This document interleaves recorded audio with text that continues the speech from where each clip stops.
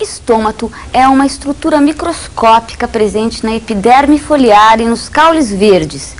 É formado basicamente por duas células clorofiladas riniformes que se aproximam ou se afastam, abrindo ou fechando o ostíolo, um orifício por onde se efetuam as trocas gasosas necessárias à vida da planta.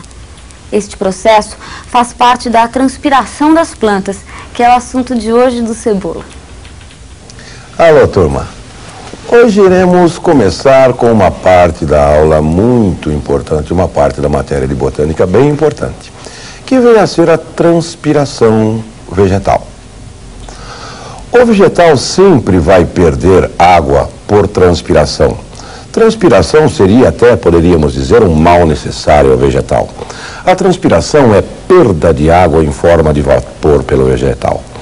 Pode ocorrer por uma estrutura chamada estômato, ou pode acontecer pela própria cutícula da célula da planta. Como é que nós vamos dizer o que é a cutícula? O que é o estômato? Vamos imaginar uma folha em corte. Peguemos uma folha, cortemo-la e vamos olhar como seria esse corte em uma estrutura microscópica do vegetal.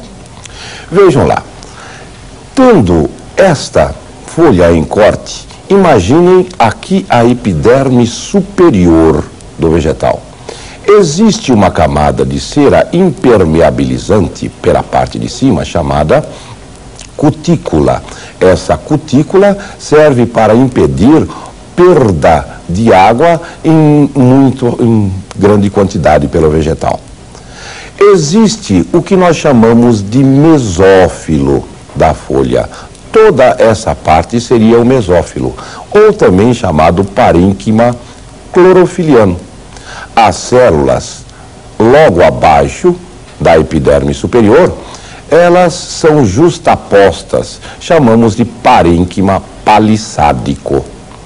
As células logo acima da epiderme inferior é chamado parênquima lacunoso, porque guarda grandes espaços entre as células. Vejam, estas células todas do parênquima palissádico e do parênquima lacunoso e tem bastante clorofila, por isso chamamos de parênquima clorofiliano.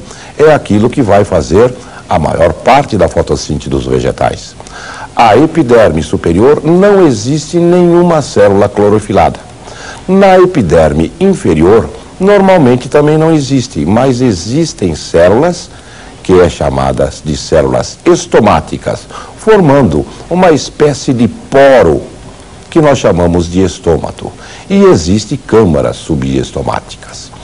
Vejam, atente para um feixe condutor que vai trazer a seiva bruta da raiz para as folhas, e esse feixe condutor também tem elementos do líber, que vai levar a seiva elaborada para as raízes do vegetal. Aqui, então, temos esse corte de folha, muito importante. Vamos dar uma olhada agora como é que aquelas células estomáticas. Se nós pegarmos os estômatos, elas têm células especiais chamadas células estomáticas e células que nós chamamos de células companheiras. Vejam só, se eu tenho estas células riniformes, como a Fanny falou, em forma de rins, e chamadas células estomáticas ou células guarda. Células guardas do quê? Do ostíolo. Esse ostíolo, ele nada mais é do que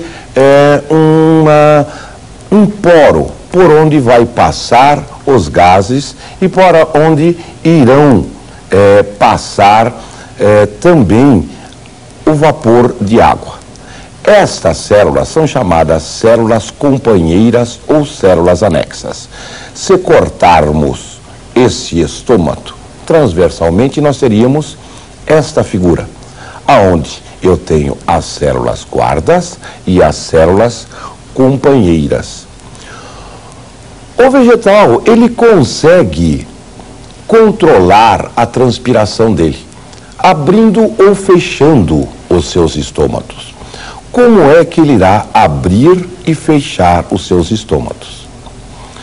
As células guardas ou células estomáticas, elas possuem um reforço em sua parte interna, na região do ostíolo, que impede que esta parte se dilate, cresça. O resto da célula existe uma membrana mais elástica, permitindo então a abertura e o fechamento deste ostíolo. Como ocorre essa abertura e esse fechamento do ostíolo? Vejam, nesta parte interna, perto do ostíolo, existe um reforço, e é de lignina.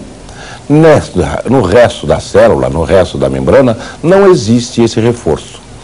Se houver um aumento de turgescência, isso é, turgor, aumento, vamos falar do inchaço da célula, ela crescer de volume, vai abrir o ostíolo, porque essa parte não há uma dilatação, e existe dilatação no resto do vegetal. Então, vejam só, se esta célula perder água, diminuir a concentração, diminuir a turgescência da célula, o ostíolo fechará. Então, quando a célula está túrgida, está inchada, abre o ostíolo. Ela está com pouca turgescência, está murcha, fecha-se o ostíolo. Pensem nisso com a célula guarda. Como ocorreria isso numa vista em corte? Como apareceria isto na célula estomática ou célula guarda? Vejam aqui. O ostíolo aberto, a célula está túrgida, está inchada, fazendo abrir esse ostíolo. Quando diminui, vejam, a espessura dessa célula, vai aumentar o seu comprimento. Aumentando o comprimento de ambas as células, fecha-se o ostíolo.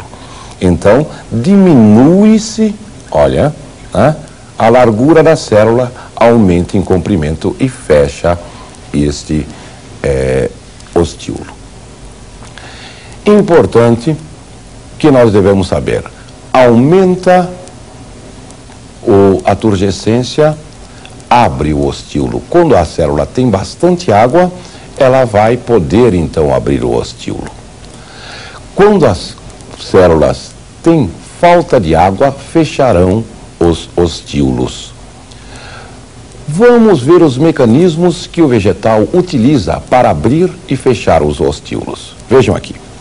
O mecanismo de fechamento e abertura de estômatos, temos o mecanismo hidroativo e o mecanismo fotoativo. Hidroativo regulado pela quantidade de água disponível pelo vegetal e o fotoativo disponível pela quantidade de luz disponível. Como ocorrerá esses mecanismos?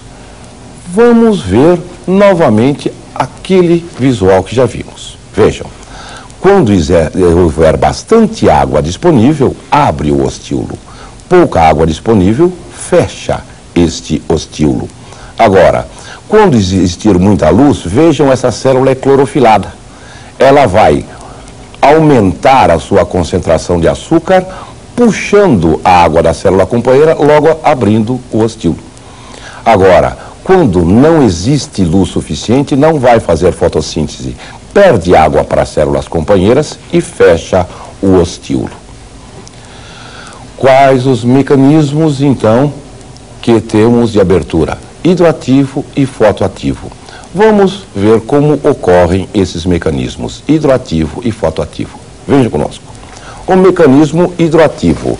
Em presença de água, os estômatos irão abrir. E em ausência de água, os estômatos fecharão. E o outro mecanismo? Como é que vai ser? O mecanismo luminoso, o mecanismo fotoativo.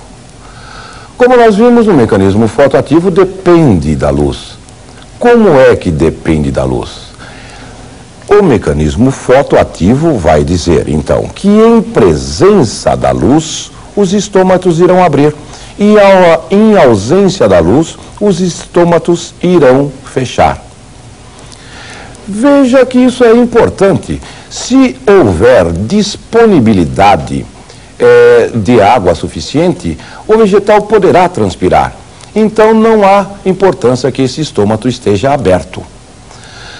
Em presença de luz, o vegetal necessitará fazer a fotossíntese. E para fazer a fotossíntese, ele precisa de um gás que tem na atmosfera, que é o gás carbônico. E esse gás carbônico irá entrar também pelo estômato e vai ter que estar aberto o ostíolo, então. Mas como é que o vegetal vai controlar esses tipos de transpiração? A estomatar abrindo e fechando o estômato. E a cuticular? A cuticular, ele não consegue controlar esse mecanismo de transpiração pela cutícula. Vai haver uma certa perda de líquido. A transpiração total, então, é a soma desses dois tipos de transpiração. Vejam lá conosco. A transpiração total, que nós vamos chamar de T, é igual à soma da transpiração estomatar. É até meio feio falar estomatar, mas é estomatar mesmo, viu? Que nós vamos chamar de TE. E a transpiração cuticular, que chamamos de TC. Guardem, a transpiração total é a soma da transpiração estomatar e a transpiração cuticular. Imaginem que eu separe uma folha de um vegetal e vou medindo a transpiração deste vegetal. Como é que vai responder esse vegetal contra a transpiração? Vejam aqui. Nós vamos ter um gráfico onde vai existir uma grande perda de peso por essa folha, por transpiração no começo. E depois essa transpiração vai ficar constante. Vejam, se essa transpiração é constante, é aquela que não consegue ser controlada pelo vegetal. É a transpiração cuticular. Essa que vai de 1 até lá em cima é a transpiração estomatar controlada pelo vegetal. A transpiração total, então, vai ser a soma desses dois tipos de transpiração. Para a aula que vem, nós iremos, então, introduzir o mecanismo de fotossíntese.